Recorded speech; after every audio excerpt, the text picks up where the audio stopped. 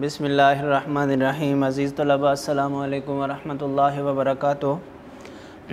عزیز طلباء، آپ جانتے ہیں کہ آج ہمارا لیکچر نمبر 20 ہے اور جماعت داہم کے اردو قواعد و انشاء سے ہے، اور قواعد و انشاء میں سب سے پہلے جو ہم کام کرنے جا رہے ہیں وہ ہے مضمون نویسی، اور انشاءاللہ آج مضمون نمبر 1 اور 2 کو ہم اس کی بلند خوانی کریں گے۔ تو بچوں یہ بات ذرا ذہن میں رکھ لو کہ مضمون نویسی کے لیے ایک تو آپ کو کیا کرنا ہے کہ مضامین کے شروع میں جو ہدایات ہیں یہ آپ کے سامنے ہیں، ان ہدایات کو آپ نے بغور پڑھنا ہے، اس لیے کہ یہ آپ کو بتا رہی ہیں یہ ساری کہ آپ نے مضمون جب لکھنے بیٹھنا ہے تو وہ کس کس طرح کا مضمون آپ کو پیش آئے گا اور اس کو آپ نے کیسے کیسے لکھنا ہے۔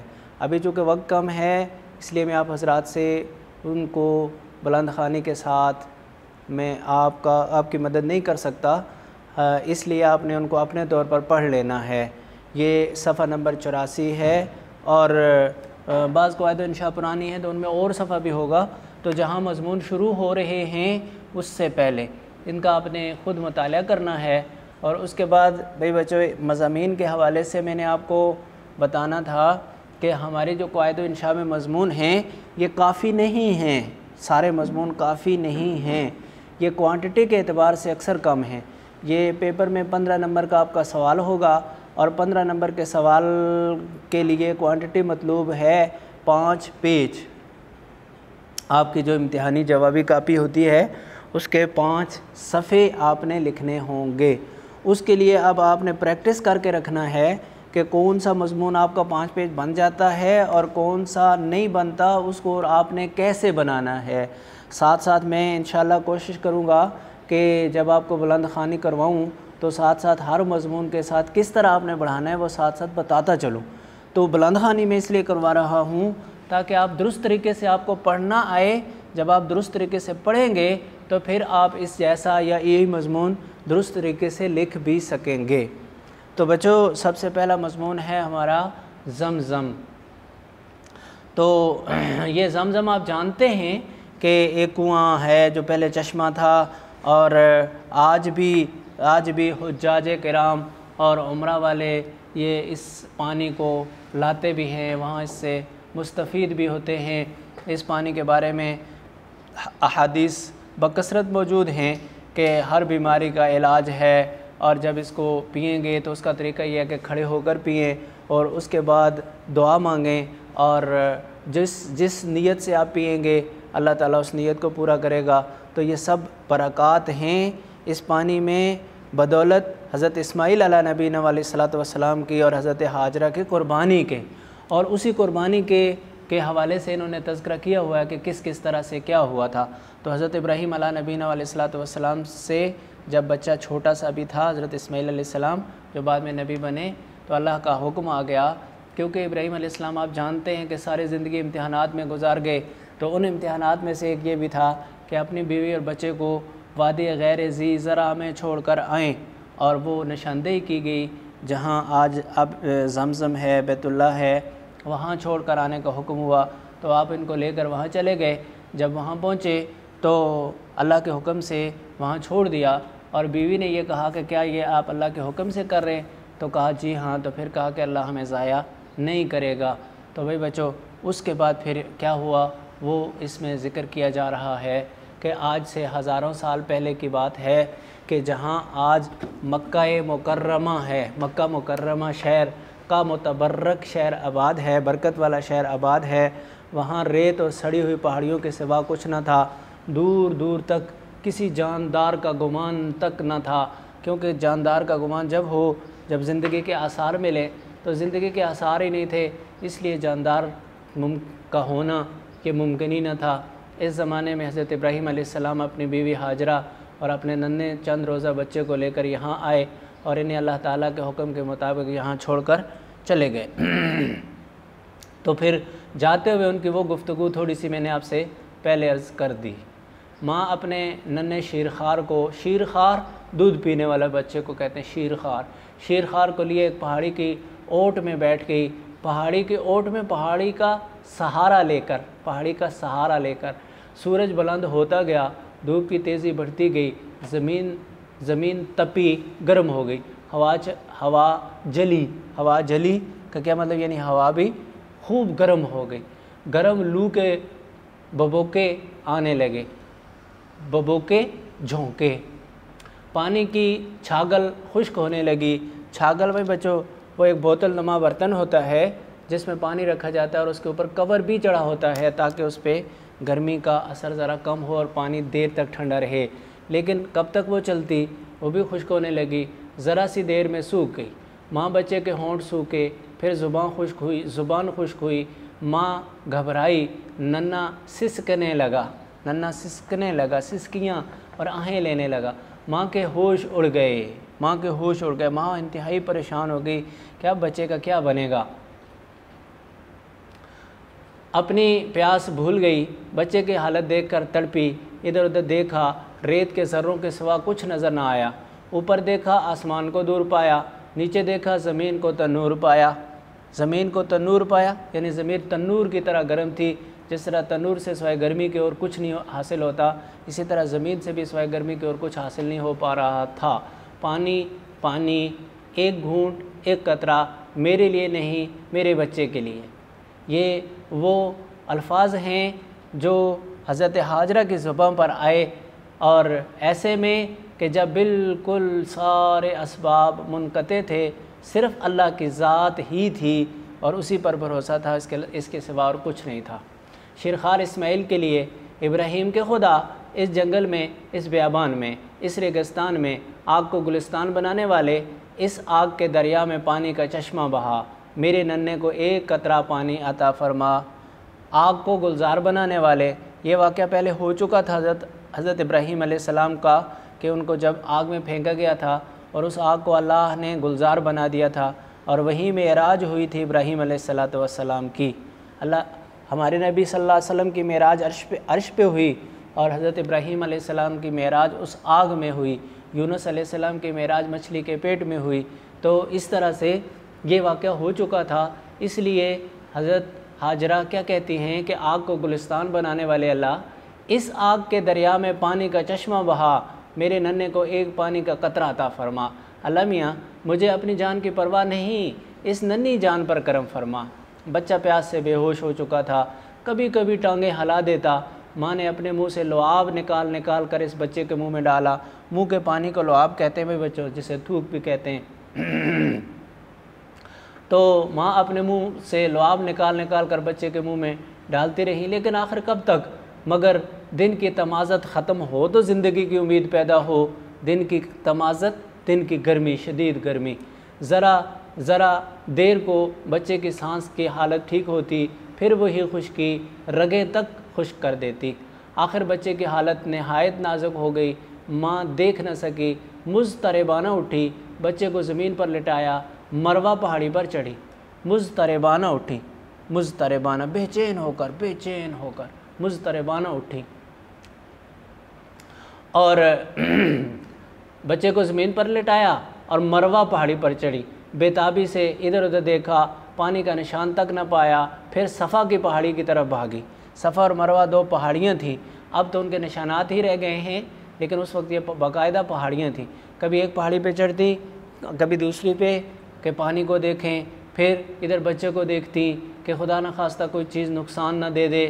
تو یہ صفا اور مروہ پر ان کا جو بھاگنا تھا، یہ اللہ کو بہت پسند آیا، اور ہر حاجی کو کہ ذمہ یہ بات لگ گئی کہ وہ صفا اور مروہ کے چکر لگائے گا۔ ساتھ بھاگتی جاتی تھی، ساتھ بچے کی طرف دیکھتی جاتی تھی کہ کوئی درندہ نقصان نہ پہنچائے۔ اب ماں کی بےتابی کی حد نہ تھی، بے چینی کی حد نہ تھی، وہ بےتاب تھی، ہر طرف مایوسی کے سائے پھیلے ہوئے تھے، کبھی بچے کو دیکھتی، کبھی آسمان کی طرف نگاہ اٹھاتی، مگر ناکام واپس آتی۔ اس طرح پہاڑیوں پر دوڑ رہی تھی کہ 6 پھیرے مکمل ہو گئے، 6 چکر مکمل ہو گئے۔ 7ویں مرتبہ اللہ سے دعائیں کرتی ہوئی دوڑی اور واپس آئی تو دیکھا کہ بچے نے بےتابی سے جہاں ایڑیاں ماری اور رگڑی تھیں وہاں سے پانی کا چشمہ پھوٹ رہا ہے۔ حضرت ہاجرہ نے اللہ کا شکر ادا کیا، بچے کو پانی پلایا، خود پیا اور چشمے کے گرد پتھروں کی مینڈ بنا دی، پتھروں کی چھوٹی چھوٹی دیوار بنا دی اور فرمایا کہ زمزم زمزم۔ اور بچوں یہاں یہ بات بھی سن لو کہ اگر حضرت ہاجرہ زمزم نہ کہتی اس پانی کو کہ رک جا، اگر اس پانی کو زمزم نہ کہتی تو یہ دنیا کے کونے کونے تک یہ پانی پہنچ جاتا، چاہے سیلاب کی شکل میں پہنچتا یا یہ رحمت کا پانی بن کر پہنچتا، لیکن دنیا کے کونے کونے میں پہنچ جاتا۔ لیکن جب انہوں نے اسے روک دیا تو پھر یہ وہیں تک محدود ہو گیا، یعنی یہ پانی ٹھہر جا۔ اس سے چشمے کا نام بھی زمزم ہوا اور چشمے کا مقدس پانی زمزم کہلایا، یعنی آب زمزم کہنے لگے اسے، اور دنیا بھر کے مسلمانوں کے لیے شفا کا پیغام لایا۔ عرب کے بدو پانی کی تلاش میں ریگستان کے ذرے ذرے کا منہ دیکھتے ہیں۔ ایک بدو نے پانی پایا تو حضرت ہاجرہ سے پانی پینے اور اپنے اونٹ کے پلانے کی اجازت مانگی۔ آپ نے بڑی خوشی سے اجازت دے دی اور آخر وہ وہیں خیمہ لگا کر بیٹھ گیا۔ پانی بڑے زوروں پر نکلتا رہا، بڑھتا رہا، پھیلتا رہا۔ صحرائی بدو آتے گئے اور اجازت پا کر چشمے کے گرد آباد ہوتے گئے، حتیٰ کہ پہلے خیموں کا شہر بسا، پھر پتھروں کے مکانوں کا شہر آباد ہوا۔ لو بچوں یہ مضمون بھی اگر آپ لکھیں گے تو یہ آپ کے 5 پیج پورے نہیں کرے گا۔ تو اس کو کیسے بڑھانا ہے میں آپ کو اس کا طریقہ بتاتا ہوں، نہایت آسان۔ یہ جو لکھا ہوا ہے نا کہ بدو آئے اور پانی پایا اور حضرت ہاجرہ سے اجازت لے کر وہاں رہ لیا انہوں نے، پہلے خیموں کا شہر بنا، پھر پتھروں کے مکان بن گئے۔ تو یہ قبیلہ بنو جرہم کے لوگ سب سے پہلے آئے تھے یمن سے، تجارتی قافلہ تھا، یہاں سے گزرا کرتا تھا، کبھی پانی نہیں دیکھا۔ اب جب پانی پایا تو پھر پہلے خود پیا اور اپنے اونٹوں کو پلانے تک محدود رہے، پھر وہیں پہ رہنے لگ گئے، خیمے لگا کے رہے، پھر پتھروں کے مکان بن کر شہر بن گیا اور یہی مکہ المکرمہ شہر آباد ہو گیا۔ اب اس میں 2 قبیلے بن گئے، ایک قبیلہ بنو اسماعیل تھا اور ایک قبیلہ بنو جرہم تھا، وہی جو یمن سے آیا ہوا تھا۔ تو بچوں ان قبیلوں میں کسی وجہ سے آپس میں لڑائی ہو گئی تھی، تو قبیلہ بنو جرہم چونکہ مضبوط لوگ تھے، زیادہ بھی تھے، انہوں نے اس قبیلے کو نکال دیا۔ تو یہ قبیلہ اپنے علاقے کنعان میں آ گیا جہاں سے حضرت ابراہیم علیہ السلام انہیں چھوڑ کر آئے تھے۔ تو بچوں کچھ دیر کے بعد انہیں پھر خیال آیا اور یہ منظم ہو کر گئے اور انہوں نے وہاں جا کے اس قبیلے سے پھر جنگ کی اور انہیں وہاں سے نکال دیا۔ اب جب وہ جانے لگے تو انہوں نے زمزم کے جو چشمہ تھا اس وقت اس کو بڑے بھاری پتھروں سے ڈھانپ دیا اور غائب کر دیا بالکل۔ تو پھر یہ ویسا ہی بن گیا، ایک ویران علاقہ بن گیا۔ تو یہ اس وقت سے لے کر حضور پاک صلی اللہ علیہ وسلم کے دادا حضرت عبد المطلب کے زمانے تک ایسا ہی رہا۔ پھر حضرت عبد المطلب کو اللہ کی ذات عالی نے خواب میں یہ بتایا کہ یہ فلاں جگہ پہ چشمہ ہے، وہاں جا کے اسے نکالو اور وہ پانی ایسا ہے اور ایسا ببرکت ہے اور اسے وہاں جا کے پھر وہاں آبادی بناؤ۔ تو حضرت عبد المطلب جب اپنے قبیلے سے بات کرتے تو وہ کہتے کہ یہ بہکا ہوا بوڑھا ہے، ویسے ہی باتیں کرتا ہے، ایسا کہاں ممکن ہے، کیونکہ زمانہ ہی بہت گزر چکا تھا۔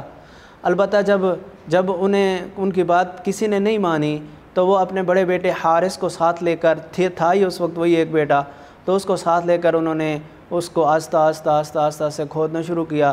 بڑی مشقت کے بعد اور بڑی دیر کے بعد وہ پانی نکل آیا اور پھر وہاں پانی جب نکلا تو اس پانی کی برکات کو دیکھ کر کے یہ تو بھوک کو بھی مٹاتا ہے، پیاس کو بھی مٹاتا ہے، اور یہ تو پانی ہر بیماری کے لیے بھی شفا ہے، اور جو نیت کر کے پئیں وہ پوری ہوتی ہے، جو دعا کریں پی کر وہ پوری ہوتی ہے۔ تو پھر اس طرح سے دوبارہ سے وہ سارے لوگ آ گئے، وہ جو خاندان تھا حضرت عبد المطلب کا، اور آ کر انہوں نے اس شہر میں انہوں نے یہ شہر آباد کیا۔ جو موجودہ شہر ہے یہ اس وقت کا آباد ہوا ہے۔ جو قبیلہ بنو جرہم کا آباد کیا ہوا شہر تھا وہ بعد میں پانی کے غائب ہونے کی وجہ سے وہ پھر اجڑ گیا تھا۔ تو بچوں یہ بات آپ نے ساتھ لکھ دینی ہے۔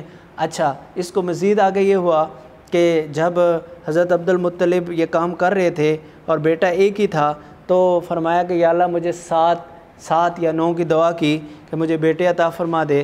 تو اللہ تعالیٰ نے ان کو یہ بیٹے عطا کر دیے۔ جب بیٹے سارے بڑے ہو گئے تو حضرت عبد المطلب نے سب کو جمع کیا اور یوں فرمایا کہ میں نے یہ منت مانی ہے، اب آپ لوگ اس بارے میں کیا کہتے ہو؟ تو ہر ایک ان میں سے تیار تھا کہ میں اس کے منت کیا تھی کہ مجھے اتنے بیٹے عطا کر دے، یا اللہ میں ایک بیٹا تیرے نام پہ ذبح کر دوں گا۔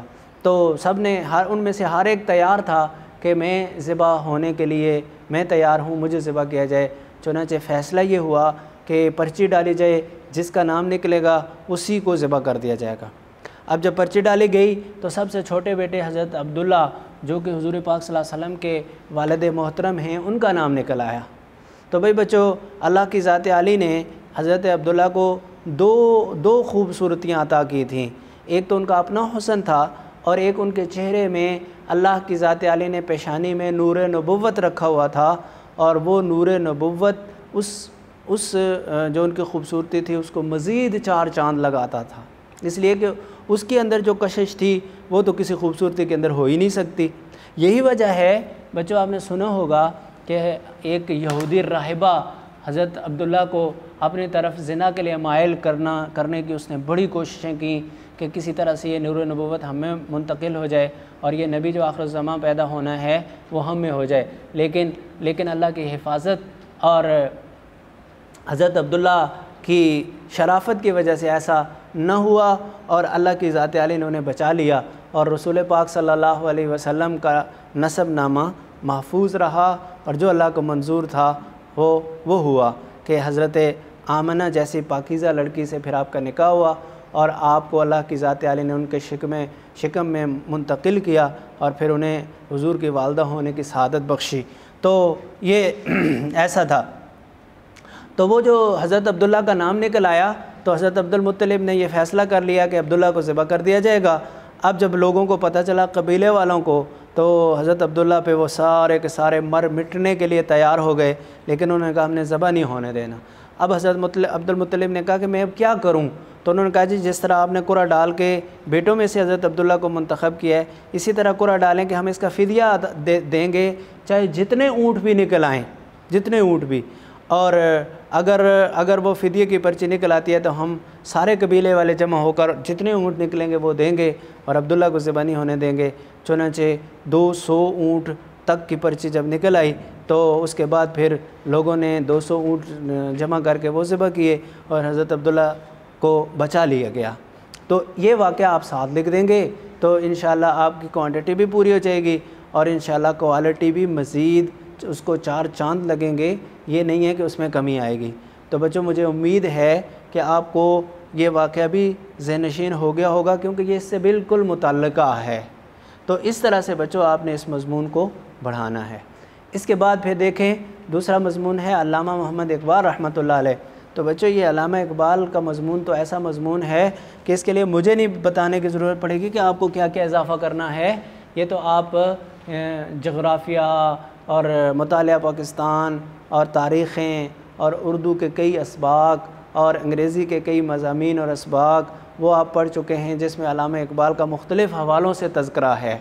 آپ نے اپنے نالج کے مطابق ان حوالوں کو ان سے لے کے پہروں کو اٹھا کے ترتیب دے کے اپنے مضمون کی کوانٹٹی کو بڑھا لینا ہے، اور جو مضمون یہاں لکھا ہے اس کو ہم پڑھ لیتے ہیں۔ مدت مدید کی بات ہے کہ کشمیر میں ہندوؤں کے ظلم و ستم نے مسلمانوں کو نہایت تنگ کر رکھا تھا۔ کچھ مسلمانوں نے وادی کشمیر کی بہاروں کو چھوڑا اور پنجاب کی گرم ہواؤں میں آن بسے۔ ان مہاجر مسلمانوں میں سے ایک خاندان سیالکوٹ میں مقیم ہوا اور یہی کا ہو رہا۔ اس خاندان کے ایک بزرگ کا نام صوفی نور محمد تھا، جو سیالکوٹ میں ٹوپیوں کی دکان کرتے تھے۔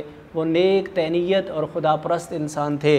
نیک طینیت، نیک طبیعت، خدا پرست، صرف اللہ کی عبادت کرنے والے۔ 9 نومبر 1877 کو ان کے ہاں ایک بچہ پیدا ہوا۔ ماں باپ نے خوشی منائی اور بچے کا نام محمد اقبال رکھا۔ یہاں تک بچوں آپ کو یہ پتہ چل گیا کہ جو آباء و اجداد تھے علامہ محمد اقبال کے، وہ کشمیر سے ہجرت کر کے آئے تھے۔ وقت گزرتا گیا، بچہ بڑھتا گیا، جب ذرا سیانہ ہوا تو ایک مکتب میں پڑھنے کو بٹھا دیا گیا۔ یہاں سے اٹھایا تو مشن سکول میں بٹھایا۔ بچہ تھا بڑا ذہین، اس نے پرائمری میں وظیفہ پایا، پھر مڈل میں بھی یہی اعزاز حاصل کیا، میٹرک سے فارغ ہوا تو مرے کالج سیالکوٹ میں داخلہ لیا۔ یہاں مولوی میر حسن جیسا شفیق استاد ملا جس نے عربی، فارسی اور اسلامی تعلیم کا ذوق پیدا کر دیا۔ مولوی میر حسن صاحب نے کیا کام کیا؟ عربی، فارسی اور اسلامی تعلیم، اس کا شوق ان کے دل میں بٹھا دیا۔ یہی وجہ تھی کہ جب آپ یورپ گئے ہیں تو اس وقت آپ پر جو اثر ہوا تو یہ نہیں ہوا کہ اسلام تو نکل جاتا زندگی سے اور یورپی طرز عمل زندگی میں آ جاتا، بلکہ آپ کے ذہن میں یورپی طرز عمل کی شدید قسم کی مذمت پیدا ہوئی۔ اس کی وجہ یہی تھی کہ یہ ایسا بیج بویا ہوا تھا مولوی میر حسن صاحب نے کہ جو دوسری کسی چیز کو اندر میں نہیں آنے دے رہا تھا۔ ایف اے پاس کرنے کے بعد گورنمنٹ کالج سے فلسفہ میں ایم اے کیا اور کچھ عرصہ گورنمنٹ کالج پروفیسری کی۔ پھر 1905 میں یورپ کے سفر پر کمر باندھی، کیمبرج یونیورسٹی سے بار ایٹ لا کیا۔ یہ بار ایٹ لا قانون کی ڈگری ہے بچوں، اور جرمنی کی میونخ یونیورسٹی سے پی ایچ ڈی کی ڈگری لی اور ڈاکٹر محمد اقبال بن کر وطن واپس آئے۔ ڈاکٹر دو ہوتے ہیں بچوں، ایک تو M B B S doctor جو دوائیوں کا کام کرتے ہیں، اور ایک پی ایچ ڈی ڈاکٹر جو علم کا کام کرتے ہیں۔ اس بے وطنی اور یورپ کی بے راہ روی نے، یورپ کی بے راہ روی یعنی یورپ کے اندر جو گناہوں والی زندگی گزاری جا رہی ہے، اس نے اقبال کے دل میں مذہب کی سچی محبت اور وقت پیدا کر دی۔ وقت، اہمیت۔ آپ کو بچپن ہی سے شعر و شاعری سے محبت تھی، یہاں تک علامہ اقبال کی بیٹا شخصیت کے حوالے سے بات ہوئی کہ آپ کی شخصیت کیا تھی۔ اس کے بعد پھر کہتے ہیں کہ آپ کو بچپن ہی سے شعر و شاعری سے محبت تھی۔ انجمن حمایت اسلام کے اجلاس میں اقبال کے نام سے رونق آ جاتی تھی۔ انجمن حمایت اسلام یہ ایک انجمن ہے، آج بھی موجود ہے بچوں، جن کا ایک ادارہ انجمن حمایت اسلام والوں کا دارالشفقت ہے ملتان روڈ پہ، اور ایک دارالامان ہے چوبرجی میں، جہاں یتیم بچیاں اور یتیم بچے رہتے ہیں اور ان کو یہ تعلیم دلواتے ہیں۔ یہ اس طرح کی خدمت کرنے والی انجمن ہے۔ اس کے اندر جب وہ کہتے ہیں کہ اس کے اجلاس وغیرہ میں جب اقبال آتے تھے تو رونق آ جاتی تھی۔ اقبال کی نظم کا ایک شعر اشرفیوں میں تلتا تھا، اس لیے کہ یہ شعر تھے ہی بہت قیمتی۔ بھائی بچوں، اقبال کا ہر شعر کسی نہ کسی حدیث سے یا آیت سے یا آیت کے ٹکڑے سے یا حدیث کے ٹکڑے سے ریلیٹڈ ہے، یعنی اس کا مفہوم ہے، یوں کہہ سکتے ہیں۔ تو اس نے تو قیمتی ہونا ہی تھا۔ وہ مسلمانوں کے زوال پر بے حد غمناک تھے۔ وہ مسلم نوجوانوں کو اسلام کی آن پر کٹ مرنا سکھاتے تھے۔ چنانچہ آپ نے 1930 کے خطبہ الہ آباد میں پاکستان کا تخیل پیش کر کے تصور پیش کر کے نوجوانوں کے دلوں میں آگ لگا دی۔ قائد اعظم کو ولایت سے لائے، ولایت سے یورپ سے، اور مسلمانوں کی قیادت انہیں سونپی، کیونکہ اقبال جانتے تھے کہ محمد علی جناح ہی وہ شخصیت ہیں جنہیں نہ تو خریدا جا سکتا ہے نہ راستے سے ہٹایا جا سکتا ہے۔ پاکستان کے حصول کے لیے ان سے زیادہ موضوع مسلمانوں میں کوئی نہیں۔ چنانچہ اقبال رحمہ اللہ کی رہنمائی اور قائد اعظم رحمہ اللہ کی شبانہ روز محنت دن رات کی محنت سے 14 اگست 1947 عیسوی کو پاکستان کا ہلال دنیا کے نقشے پر طلوع ہوا۔ وہ جو ہلالی پرچم ہے، جو آدھا چاند۔ انگریزی حکومت نے اقبال کو سر کا خطاب دے رکھا تھا۔ بھائی بچوں، خطاب اور لقب یہ دونوں وہ خاص نام ہیں جو کسی بڑے کارنامے کے عوض ملتے ہیں۔ اگر حکومت کی طرف سے ملے تو وہ خطاب ہے، اور اگر وہ عوام کی طرف سے ملے، قوم کی طرف سے ملے تو وہ لقب ہے۔ تو یہ علامہ اقبال کو سر کا خطاب یہ برطانوی حکومت نے دیا تھا جو اس وقت ہندوستان پر قابض تھی، مگر اقبال نے انگریزی حکومت کے بخیے ادھیڑ کر رکھ دیے۔ بخیے ادھیڑ کر رکھنا، ان کے ستیاناش کر دینا، یعنی ان کا برا حال کر دیا۔ اتنا ان کے خلاف کام کیا کہ لوگوں کے دلوں میں وہ زیرو ہو کر رہ گئے۔ انگریز کی ساحری کو مسحور کر دیا، ان کی جادوگری پر اپنا جادو چڑھا دیا، یعنی جس طرح انہوں نے جادوگروں کی طرح لوگوں کے دلوں کو اپنے ساتھ کیا ہوا تھا، اس طرح علامہ اقبال نے اس کو ختم کر کے اپنے ساتھ کر لیا مسلمانوں کے دلوں کو، اور ان کے جادوگری سے گویا ان کے اثر سے نکال لیا، مسحور کر دیا، اور وہ اس مرد درویش کے سامنے عاجز آ گئے۔ مرد درویش اقبال نے اردو فارسی میں اس قدر بلند خیالات کا اظہار کیا ہے کہ ایران اور دنیا بھر کے شاعروں اور فلسفیوں نے موجودہ زمانے کو عصر اقبال کہا۔ ایران نے کہا فارسی سے متاثر ہو کر، کیونکہ ایران کی اپنی زبان فارسی ہے۔ فارسی میں جو کتابیں لکھیں وہ ہیں پیام مشرق، زبور عجم، مثنوی، اسرار و رموز، جاوید نامہ، ارمغان حجاز کا کچھ حصہ۔ پیام مشرق، مشرق کا پیغام۔ بھائی بیٹا دو اصطلاحیں چلتی ہیں نا، ایک مشرق کی اقدار اور ایک مغربی اقدار۔ مشرقی اقدار کہتے ہیں جو اسلام سے ریلیٹڈ ہوں چیزیں، اور مغربی اقدار کہتے ہیں جو انگریزی رہن سہن کے طریقے ہوں ان کے ساتھ متعلق ہو۔ تو پیام مشرق، مشرق کا پیغام یعنی اسلام کا پیغام، زبور عجم، مثنوی اور اسرار و رموز، جاوید نامہ، مثنوی اور اسرار و رموز۔ مثنوی اس لیے اس کا نام تھا کہ اس ہیئت کے اعتبار سے اس کے جو ایک بند کے مصرے ہیں وہ 8 تھے، تو وہ مثنوی کہلائی۔ اسرار و رموز، باریکیاں، پوشیدگیاں اس میں تھیں۔ جاوید نامہ، بیٹا تھا جاوید، اس کے لیے جو نصیحتیں لکھیں، جو خطوط لکھے، ان کو کتابی شکل دے دی گئی، وہ جاوید نامہ کہلایا۔ ارمغان حجاز کا کچھ حصہ شامل ہے، یہ فارسی کے ہیں سارے۔ اور افسوس ہے کہ اقبال نے جو شمع جلائی تھی وہ خود اس روشنی سے مستفید نہ ہو سکے، اور 21 بچوں ایک منٹ، جو فارسی سے متعلقہ تھیں وہ یہ، اور جو اردو سے متعلقہ تھیں وہ بانگ درہ، بال جبریل، ضرب کلیم اور ارمغان حجاز تھی۔ تو بھائی بچوں بانگ درہ کہتے ہیں گھنٹی کی آواز کو، جب بال جبریل کے پر، تو اشارہ ہے کس بات کی طرف بھائی بچوں، کہ جب رسول پاک صلی اللہ علیہ وسلم معراج پر تشریف لے گئے تھے تو جبریل امین ایک خاص جگہ سے آگے نہیں جا سکے، اور کہا کہ اگر میں یہاں سے آگے جاؤں گا تو میں جلے و بوریے کی طرح ہو جاؤں گا، تو گویا کہ جبریل امین کے پر وہاں سے آگے نہیں جا سکتے تھے، اور اشارہ اس بات کی طرف کہ انسان جب کامل ہو جائے تو وہ افضل ترین فرشتوں سے بھی افضل ہو جاتا ہے۔ تو یہ آگے اسی طرح ضرب کلیم ہے، کلیم اللہ، یہ موسیٰ علیہ السلام کا لقب ہے نا، تو ان کی ضرب، انہوں نے ایک دفعہ عصا مارا تھا تو بچوں پتھر سے پانی نکل آیا تھا، ایک دفعہ عصا مارا تھا دریا میں راستے بنے تھے، تو یہ ان کی ضرب مار کو کہتے ہیں، ایک ضرب لگانا۔ تو ارمغان حجاز بھی اسی طرح اقبال کے شعری مجموعے ہیں، اور فارسی والے بھی آپ کو بتا دیے۔ اب بچوں یہ دیکھو کہ افسوس ہے کہ اقبال نے جو شمع جلائی تھی خود اس کی روشنی سے مستفید نہ ہو سکے۔ جب وہ پاکستان جس کے لیے کوششیں کیں اور پاکستان معرض وجود میں آیا، اس سے پہلے ہی دنیا سے رخصت ہو گئے تھے۔ 21 اپریل 1938 کو راہ رو عالم بقا ہو گئے۔ راہ رو، یہ اصل لفظ ہے راہ رو عالم بقا، راہ رو عالم بقا، راہ رو بن گئے عالم بقا کے۔ تو بیٹا ایک راہ رو ہوتا ہے اور ایک رہنما ہوتا ہے، راہ رو مسافر ہوتا ہے، مسافر کو کہتے ہیں۔ تو یہ عالم بقا، باقی رہنے والا جہان، باقی رہنے والا جہان کون سا ہے؟ یہ ہمارا عقیدہ ہے کہ جب ہم اس دنیا سے چلے جائیں گے اور آگے ایک اور جہان ہے جسے عالم برزخ کہتے ہیں، پھر ایک اور جہان ہے جسے حشر کہتے ہیں، جنت کہتے ہیں، دوزخ کہتے ہیں، تو وہ جو اگلا سفر شروع ہے، وہ جو جہان ہیں وہ باقی رہنے والے جہان ہیں، اور یہ دنیا فنا ہونے والی جہان ہے۔ تو کیا کہا کہ 21 اپریل 1938 کو باقی رہنے والے جہان کے مسافر بن گئے، یعنی دنیا سے کوچ کر گئے، جسے ہم عام زبان میں کہتے ہیں کہ آپ کی وفات ہو گئی۔ بادشاہی مسجد کے صدر دروازے کے باہر آپ کا مقبرہ زیارت گاہ عوام و خواص ہے، عام و خاص لوگ اس کی زیارت کرتے ہیں۔ سچ ہے کہ ایسے نابغہ روزگار کہیں صدیوں بعد ہی پیدا ہوتے ہیں، نابغہ روزگار، یکتا، اپنے زمانے کے منفرد لوگ۔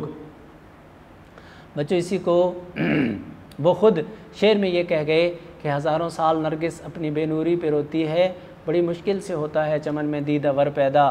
کہتے ہیں کہ نرگس جو ہوتا ہے، نرگس کا پھول، یہ سال میں ایک دفعہ کچھ دنوں کے لیے کھلتا ہے اور پھر ختم، پھر پورا سال اس جھاڑی کے ساتھ پھول نہیں لگتا۔ تو نرگس کو یہ بڑا افسوس ہے کہ مجھے لوگ دیکھ نہیں پاتے، تھوڑی دیر کے لیے پھول بنتا ہے، کتنے لوگ دیکھتے ہوں گے؟ تو کہتے ہیں یہ تو ہزاروں سال سے پھول موجود ہے اور اس کی یہ حسرت بھی موجود ہے۔ کہتے ہیں بالکل اسی طرح بڑی مشکل سے ہوتا ہے چمن میں دیدہ ور پیدا، کہ پھول کے باغ میں ایسی چیز جو قابل دید ہو، جو اہمیت کی حامل ہو، جو بہت زیادہ عام ہو، کہتے ہیں وہ بہت کم پیدا ہوتی ہے، اور انسانوں میں بھی ایسا انسان بہت کم پیدا ہوتا ہے۔ تو بچوں ہم نے 2 مضامین کی بلند خوانی کی۔ ایک میں نے آپ کو بتا دیا کہ آپ نے اپنے کوانٹٹی کو کیسے پورا کرنا ہے، دوسرے میں آپ کر سکتے ہو اس لیے بتانے کی ضرورت نہیں پڑی۔